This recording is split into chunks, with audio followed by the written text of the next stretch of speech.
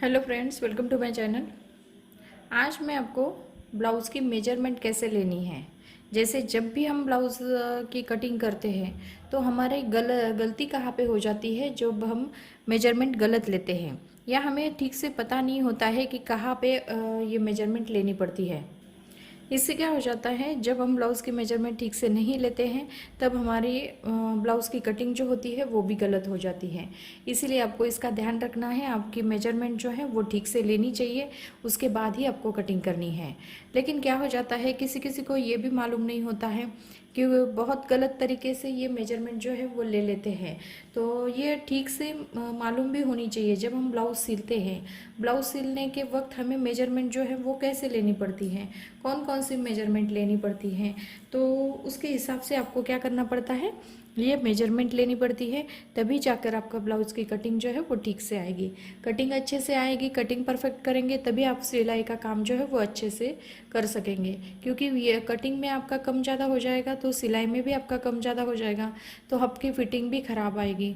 इसीलिए आपको ध्यान रखना है, जब भी आप ब्लाउज़ की कटिंग करते हो तो मेजरमेंट लेना बहुत ज़रूरी है। तो चलिए देखते हैं अब इसकी मेजरमेंट कैसे लेते हैं। तो बहुत सारे लोग जो है वीडियो देखते हैं लेकिन चैनल को सब्सक्राइब नहीं करते हैं, तो प्लीज़ हमारे चैनल को वीडियो देखने के बाद, पसंद आने के बाद वीडियो को लाइक करें, शेयर करें और हमारे चैनल को सब्सक्राइब करें। अब देखिए यहाँ पे अब आपको क्या करना है, जब भी हम मेजरमेंट लेते हैं तो फ्रंट साइड से मेजरमेंट नहीं लेनी है।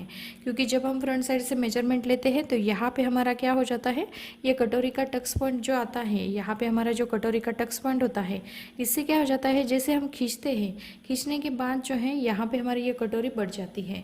कटोरी बढ़ने के कारण हमारी ब्लाउज़ की लंबाई जो है वो भी ज़्यादा आ जाती है। तो इसीलिए आपको क्या करना है, बैक साइड से इसकी लंबाई नापनी है। तो ये देखिए यहाँ से यहाँ तक आपको बैक साइड में इसकी पहले लंबाई नापनी है।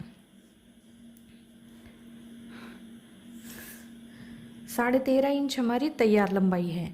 अभी 13.5 इंच तैयार लंबाई है तो ये हमारा अस्तर का ब्लाउज़ है, तो इसमें हम आधा इंच बढ़ाते हैं, क्योंकि यहाँ पे सिलाई में चला जाता है और इस साइड में, अंदर के साइड में अस्तर ज्वाइन करने के लिए चला जाता है, इसीलिए आधा इंच ही आपको बढ़ाना है। जैसे किसी किसी का सिलाई में ज़्यादा जाता है, जो नए सिलने वाले होते हैं उनसे थोड़ा सा ये कम ज़्यादा हो जाता है, तो आप थोड़ा सा ज़्यादा भी लेंगे तो भी चल जाता है, 1.25 इंच लेंगे तो भी चल जाता है। और नॉर्मल जो ब्लाउज़ होता है, जैसे हमारा 13.5 इंच आया है तो 14.5 इंच हम उसमें ले लेते हैं, और उसमें ही हमें पट्टी निकालनी है तो 1.5 इंच की पट्टी हमें नीचे के साइड से ज़्यादा लेनी पड़ती है। अब देखिए यहाँ पे जब हम ब्लाउज़ की लंबाई लेते हैं, उसके साथ साथ हमें ब्लाउज़ का बैक साइड का जो नेक है वो भी नापना है। 9.5 इंच का बैक साइड का नेक आता है। उसके बाद देखिए यहाँ पे आपको क्या करना है, इस तरीके से शोल्डर को नापना है। गला जो है एकदम परफेक्ट आना चाहिए, राउंड शेप में। 11 इंच आपका शोल्डर आता है। ये जो स्लीव जॉइंट हुई है यहाँ से यहाँ तक हमारा 11 इंच शोल्डर आता है। उसके बाद यहाँ पे हमारा 5.5 इंच पे गला आता है। ये देखिए यहाँ पे हमें क्या करना है, चेस्ट का 1/4 लेना है। चेस्ट का 1/4 आता है हमारा 9.25 इंच। ये देखिए यहाँ पे हमारा चेस्ट का 1/4 आता है 9.25 इंच। यहाँ पे हमारा कमर का 1/4 आता है 8 इंच, 7.25 इंच आता है, 7.25 इंच आता है। उसके बाद यहाँ पे आपको कटोरी का जो नाप है वो नापना है, 6.25 इंच कटोरी का नाप आता है। उसके बाद यहाँ पे आपको स्लीव्स को नापना है, यहाँ से यहाँ तक 4.25 इंच हमारी स्लीव्स आती हैं।